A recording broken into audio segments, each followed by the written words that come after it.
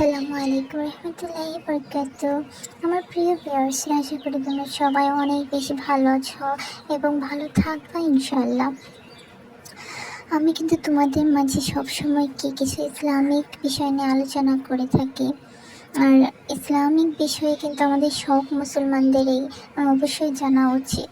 তাই আমি তোমাদেরকে শুরুতে বলে নেব, আমার চ্যানেলটিকে যারা এখনো সাবস্ক্রাইব করেনি তারা অবশ্যই সাবস্ক্রাইব করে আমার পাশে থাকবে ইনশাআল্লাহ। তো আজকে আমি তোমাদেরকে শোনাবো, মৃত্যুর পরে মুমিন ব্যক্তি তাড়াতাড়ি কবরে যেতে চায়, আর বদকার হলে কিন্তু সে কবরে যেতে চায় না, সে চিৎকার করতে থাকে।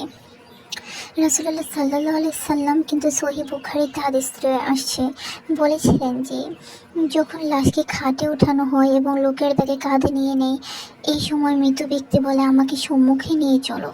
যদি সে মুমিন হয়, আর যদি বদকার হয় তাহলে নিজ পরিবারের লোকদের বলতে থাকে, আমাকে তোমরা কোথায় নিয়ে যাচ্ছ, আমাকে তোমরা কোথায় নিয়ে যাচ্ছ।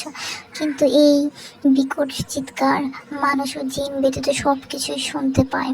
এত বিকট আওয়াজ করে যে মানুষ যদি সেই আওয়াজ শুনতে পেত তাহলে সাথে সাথে অজ্ঞান হয়ে পড়ে যেত। সুবহানাল্লাহ।